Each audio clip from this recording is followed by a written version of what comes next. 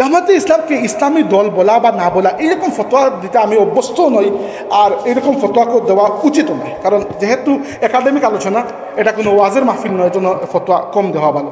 আবুল আলা মওদুদী, যার লেখনের সাথে আমাদের আকীদাগত দ্বন্দ্ব রয়েছে, এটা কোনো সন্দেহ নেই। তিনি ওনাদেরকে তিনটা বিষয় তো আমি স্পষ্ট বলতে পারি। এটা হচ্ছে কুরআনের কিছু টার্মিনোলজি আছে, কিছু পরিভাষা, কিছু মুহাওয়ারা, যেগুলোকে তিনি নতুন করে ব্যাখ্যা দিয়েছেন, তার মতো চেষ্টা করেছেন তিনি।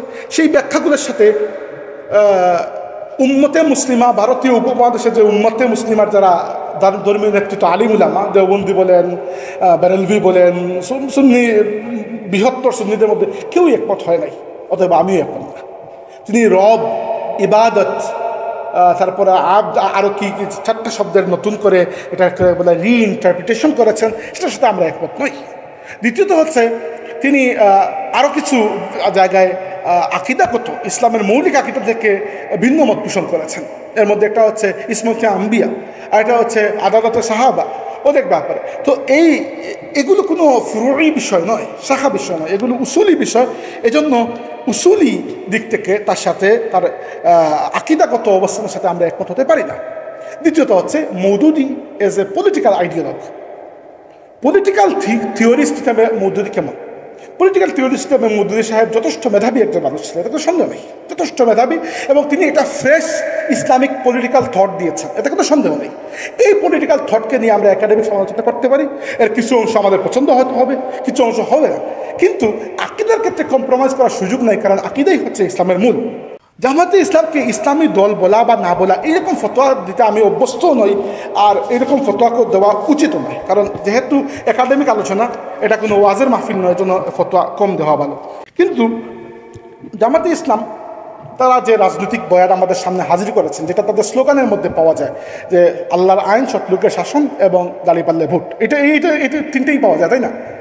তো আল্লাহর আইন এর মনসুর একটু টাচ দিয়েছেন। দেখেন, এই কথাগুলো শুনতে অনেক সুন্দর লাগে, যে আল্লাহর আইন চাই। আল্লাহর আইন কে বাস্তবায়ন করবে? ফেরেশতা করবে? মানুষ তো করতে হবে। এখন সমস্যা হচ্ছে, আমরা আজকের যুগে এমন একটা পর্যায়ে গিয়ে পৌঁছেছি মানুষ হিসাবে, যা মানব জাতি হিসাবে, যে আমরা আমাদের উপরে কারো খবরদারি মানতে চাই না। সমস্যা, আমার যেটা ভয় সেটা হচ্ছে যে দেখা যাবে কোনো ইসলামী, পৃথিবীর কোনো জায়গায় ইসলামী একটা জাগরণ হলো, ইসলামী খেলাফত বা ইসলামী শাসনতন্ত্র বা কিছু একটা নামে কেউ একজন এসে গেলেন। ধরেন ইরানে, আমি জার্মানিতে সবচেয়ে বেশি মুসলিম দেখেছি যাদের সাথে আমার পরিচয়, পাকিস্তানি, ইরানি। পাকিস্তানি ধরেন 20 জনের মতো আমার পরিচয় আছে। কেউ একটা মানুষ নাস্তিক নয়, সবাই আস্তিক। হ্যাঁ, কেউ নামাজ কম পড়ে, বাট আল্লাহতে বিশ্বাস করে, ইসলামী আকীদাকে ধারণ করে, ইত্যাদি ইত্যাদি সব তার মধ্যে আছে। কিন্তু বিশ্বাস করেন, ইরানিদের মধ্যে আমি প্রায় সবাইকে নাস্তিক পেয়েছি, যারা প্রচণ্ড ইসলাম বিদ্বেষী। এর কারণটা কি? কারণটা হচ্ছে ইসলামিক রেভলিউশন যেটা ইরানে হয়েছিল, এরপর থেকে ইরানের যে মোল্লা শ্রেণী, মোল্লা বলতে আমি এখানে খারাপ ভাষায় বলছি না, তারা শিয়া আলিমদেরকে মোল্লাই বলে।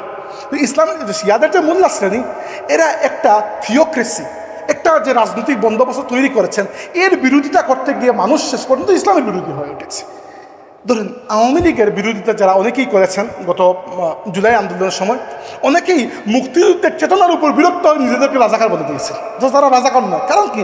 আওয়ামী লীগের উপর এত বিরক্ত ছিলেন তারা, মনে করছেন যে আওয়ামী লীগের মূল আদর্শ যদি মুক্তিযুদ্ধ হয়, বাবা এই মুক্তিযুদ্ধ থেকে আমাদের জান ছড়াইতে হবে। তো মানুষ কী করে, ওই ইসলামের নামে যখন এইরকম কোনো শক্তি আসে, যার উপর মানুষ সিরিয়াসলি বিরক্ত হয় পরবর্তীতে। ধরেন ইরানে কোনো ইসলামিক সেই অর্থে রেভলিউশন হয় নাই। ইরানে একটাই জিনিস হয়েছে, যা বাংলাদেশে হয়েছে, ইরানের সব মানুষ একসাথে মিশেছে, ডান বাম মধ্য এই সেই, সবাই বলেছে মোহাম্মদ রেজা শাহ পেহলভিকে ক্ষমতা থেকে সরতে হবে, এইটাই আমাদের কাজ, আর কোনো কাজ নেই, মূল এইটাই। বাংলাদেশে যেরকম সবাই বলছে শেখ হাসিনাকে সরতে হবে, কাহিনী এটাই। তো এইভাবে মোহাম্মদ রেজা শাহ পেহলভিকে সরতে হবে। মোহাম্মদ রেজা শাহ পেহলভি যখন সরে গেল, তখন এই আন্দোলনকে কেস করবে কারা, নেতৃত্ব দেবে কারা? কোনো দল এত শক্তিশালী ছিল না, সে শক্তিশালী ছিল শিয়াদের যে ধর্মীয় যে যারা গোষ্ঠী, এরা। তখন এরা শক্তিশালী হওয়ার জন্য এরা পুরো আন্দোলনকে নিজেদের আন্দোলন বানিয়ে নিয়েছে। এভাবে পরবর্তীতে ধরেন 24-এর গণ অভ্যুত্থান হলো, গণ অভ্যুত্থানের পরে সামনে ভোট হবে, আপনি চোখ বন্ধ করে বলতে পারবেন বিএনপি যাবে ক্ষমতা, তাই না? কারণ কি, যারা গণ-অভ্যুত্থানের নেতৃত্ব দিয়েছে সেই ছাত্ররা, তারা এতটুকু পর্যন্ত রাজনৈতিক সক্ষমতা অর্জন করতে পারেন নাই যে আগামী নির্বাচনে তারা জয়ী হবে। আমার মনে হয় না জয়ী হবে। তো ইরানে কি করেছিল, ইরানে সবাই মিলে রেভলিউশন করেছিল। খুব বেশি যে ইসলামিক রেভলিউশন, এরকম খালিস ইসলামিক রেভলিউশন হয় নাই, হয়তো সর্বদলীয়, কিন্তু মোল্লারা ছিলেন শক্তিশালী, তারা ক্ষমতা নিয়ে ক্যাশ করেছেন। একজন আলিম বলেছেন তারা ক্ষমতা হাইজেক করেছেন। হাইজেক করে যখন ক্ষমতায় বসে গেছেন, এরপরে তাদের প্রত্যেকটা দুর্বল দিককে মানুষ ইসলামের দুর্বল দিক হিসাবে ভাবতে শুরু করেছে। এই জন্য ইরানে আজকে ইসলামের প্রতি তরুণদের প্রচণ্ড একটা বিদ্বেষ কাজ করে। এটা সত্য। আমি শুধু 10-12 জন ইরানিকে জার্মানিতে চিনি এজন্য বলছি না। আমার খুব ক্লোজ একটা জুনিয়র ঢাকা ইউনিভার্সিটির মাজহারুল হাসান, সে ইরানের আল্লামা তাবা ইউনিভার্সিটির মাস্টার্স করেছে, পিএইচডি মনে করছে। সে আমাকে বলছে, ভাই এত মানুষ ইরানে দেখলাম আমাদের বয়সী, একটা মানুষ আল্লাহ বিশ্বাসী নয়, ভয়ঙ্কর ইসলাম বিদ্বেষী। কেন? কারণ এরা মোল্লা বিদ্বেষী। তো আমি ইসলামের নামে শুধু ইসলামের স্লোগানে বিশ্বাসী নয়। আমি জানতে চাই যে প্রকৃতপক্ষে যারা ইসলাম প্রতিষ্ঠার জন্য এখন যদি কোনো আওয়ামী লীগ বা বিএনপি বা জাতীয় পার্টি ক্ষমতায় এসে পচে যায়, আমার কি, কিন্তু কেউ যদি ইসলামের নাম নিয়ে এসে পচে যায়, তাহলে সে নিজে পচবে না, সে ইসলামকেও পচিয়ে দেবে। এইটাতে আমার ভয় লাগে। এই জন্য জামাতে ইসলামের প্রতি আমি আলাদা ফতোয়া দিচ্ছি না, আমি সমস্ত ইসলামপন্থীদেরকে বলছি যে আপনি এমনভাবে একটা রাষ্ট্রকল্প আমাদের সামনে উপস্থাপন করুন যেন আমরা এটাকে নিজেদের মনে করে ওন করতে পারি। আর পরবর্তীতে যখন আমাদের ভোটে আপনি ক্ষমতায় যাবেন, তখন এমন কিছু করবেন না যে আপনি ডুববেন, পরবর্তীতে ইসলামকেও ডুবিয়ে দেবেন। এই জন্য দ্বিতীয় কথা হচ্ছে, বাংলাদেশের মানুষের ইসলাম, আকিদা, বিশ্বাস এগুলো হচ্ছে আহলে সুন্নাত ওয়াল জামাতের অনুসারী। অতএব এখানে এটা খুবই জরুরি একটা বিষয় হচ্ছে, বাংলাদেশে যারা ইসলামী রাজনীতি করবেন, আহলে সুন্নাত ওয়াল জামাতের আকিদা আদর্শের দিকে মনোযোগী হতে হবে। এইটাই আমার প্রত্যেক দলের প্রতি আহ্বান, আর কিছু।